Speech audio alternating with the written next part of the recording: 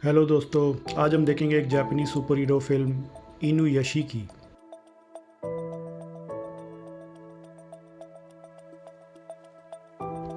ये इचिरो एक बंदा है जो कि एक नॉर्मल बंदा है। सैलरी इसकी आती है बस, और उस सैलरी से अपनी फैमिली को खुश करने की कोशिश कर रहा है ये अपनी पूरी एफर्ट लगा के। बट उसकी फैमिली उसको ज़्यादा लाइक करती नहीं है। इचिरो ने एक नया घर खरीदा है एक अच्छे नेबरहुड में, जहाँ पे उसकी डॉटर मैरी और सन टकीशी को एक बड़ा घर चाहिए था। बट ये तो उनके हिसाब से बहुत छोटा घर है।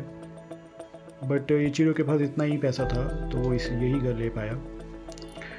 उनका मूड ठीक करने के लिए वो अच्छा खाना लाता है उनके लिए, बट बच्चे ज़्यादा अटेंशन देते नहीं हैं उसको और डिनर करने बाहर चले जाते हैं। इचिरो अब अकेला खाना खाता है और ऑफिस में ओवर टाइम करता है, लेट आता है घर पे। तभी वो देखता है कि कुछ चोर लोग एक आदमी को मार रहे हैं उसके पैसे छीनने के लिए। और वो थोड़ा बुढ़ा है तो वो डर जाता है उनसे। और जब वो पीछे देखता है तो उसकी बेटी मैरी खड़ी है वहाँ पे, जो कि उसको देख के बहुत डिसअपॉइंट होती है।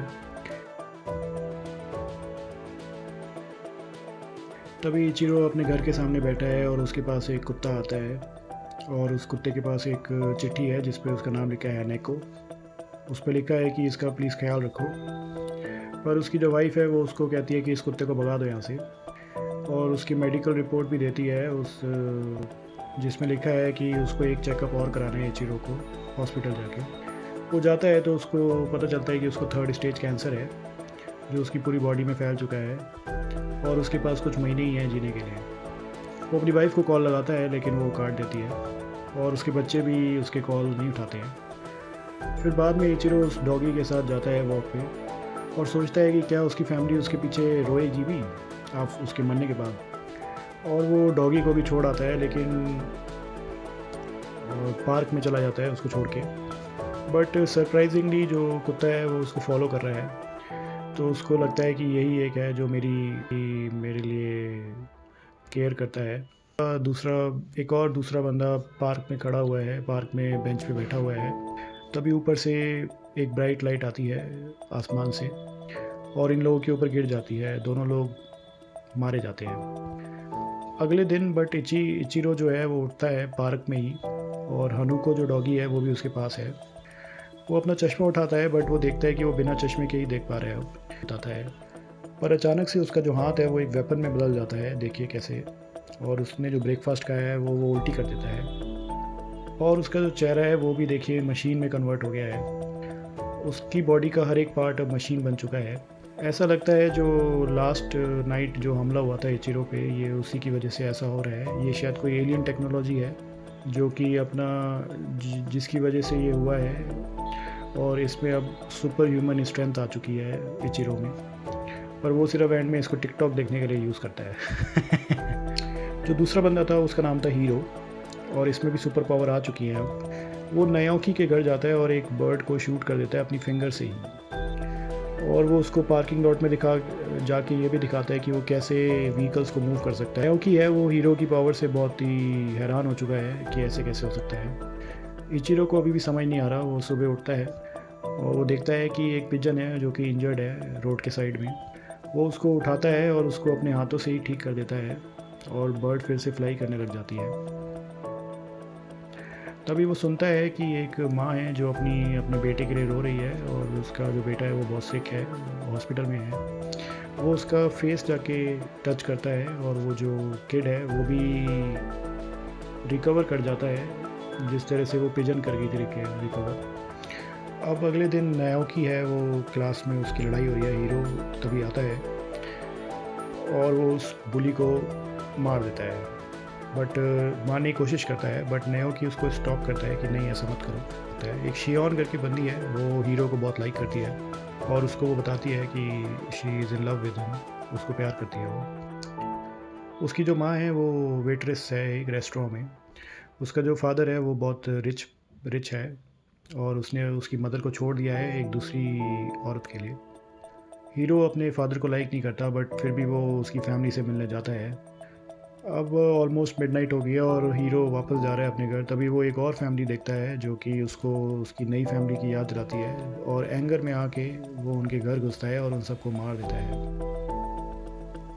तो ये अपनी जो पावर है इसका गलत इस्तेमाल कर रहा है। ऑन द अदर हैंड जो इचिरो है वो लोगों की हेल्प कर रहा है, मदद कर रहा है। अगले दिन न्यूज़ में ये हेडलाइन बन चुकी है कि कुछ लोग मारे जा रहे हैं और उनके आसपास कोई बुलेट भी नहीं मिलती है।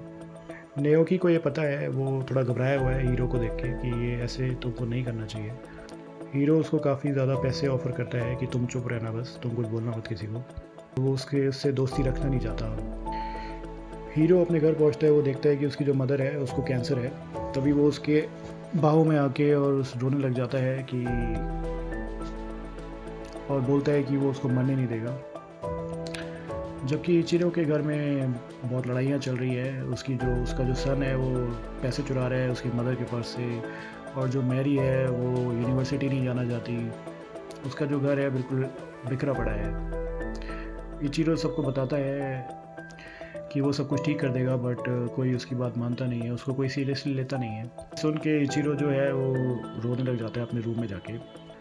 इतने ही में ये सुनता है कि जो नेओकी है वो प्रे कर रहा है गॉड से कि उसका जो फ्रेंड है वो लोगों को मारना बंद कर दे। इचिरो समझ जाता है कि ये उसी की बात कर रहा है, हीरो की, जो उसके साथ उस दिन खड़ा हुआ था पार्क में।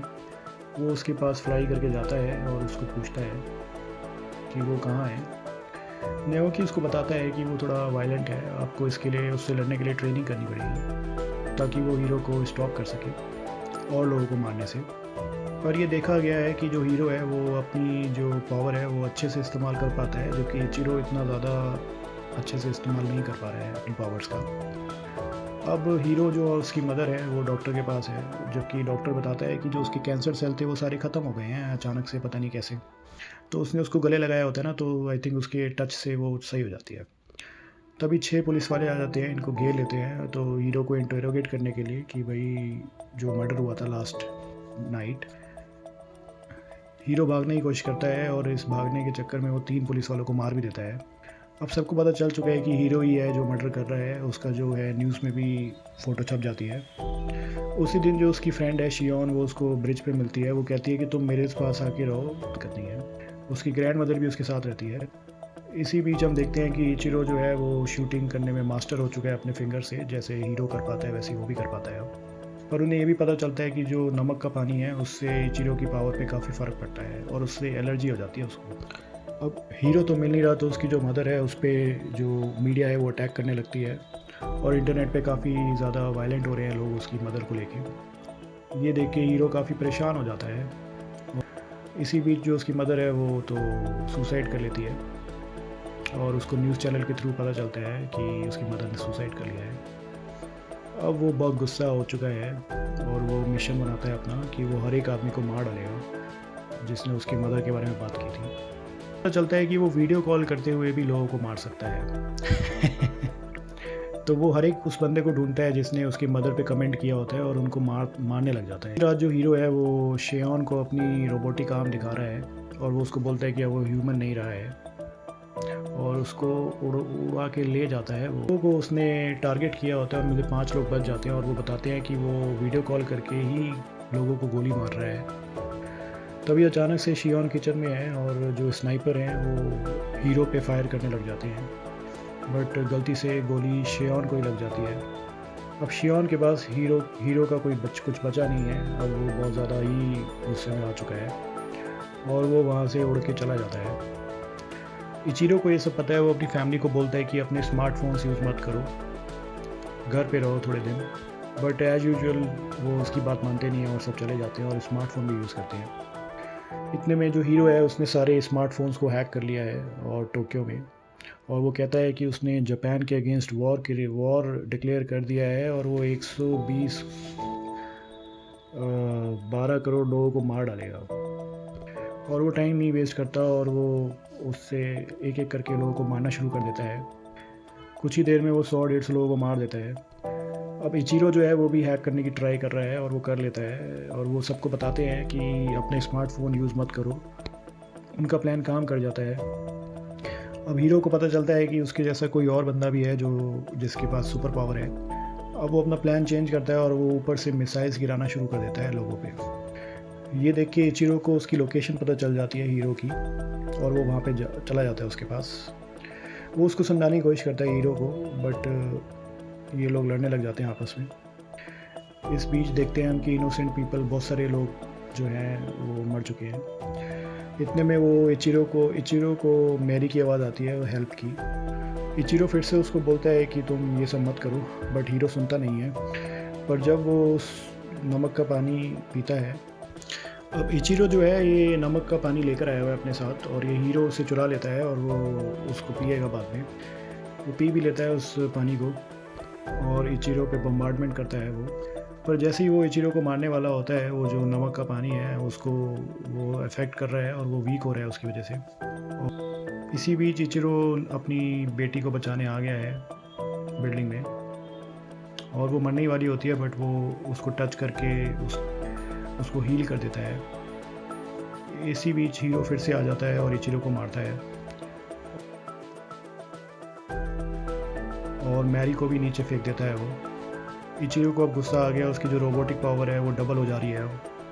दोनों आपस में फिर से लड़ने लग जाते हैं बहुत ज़्यादा सुपर पावर के साथ, और वो इचिरो इतने में उसको मुक्का मार देता है, और उसकी आर्म जो है वो हट गई है वहाँ से, डिसलोकेट हो गई है, और वो मैरी को भी बचा लेता है हवा में ही। मैरी को अब लगता है कि उसके जो फादर हैं वो काफ़ी हेल्पफुल हैं, वो लोगों की मदद कर रहे हैं। कुछ दिनों के बाद जो प्रेस है वो हीरो को डेड डिक्लेयर कर देती है। इचिरो की अब सब कोई रेस्पेक्ट करता है, और उसकी बेटी सबसे ज़्यादा करती है। आखिर ज़्यादा कुछ अपनी बेटी की रिस्पेक्ट का पाने के लिए ज़्यादा उसको कुछ नहीं करना था, बस एक सुपर पावर चाहिए थी और एक लड़के को मारना था, विलन को एक्चुअली। बस लाइक करिए, सब्सक्राइब कीजिए, शेयर कीजिए, मैं और कंटेंट लाऊंगा आपके लिए।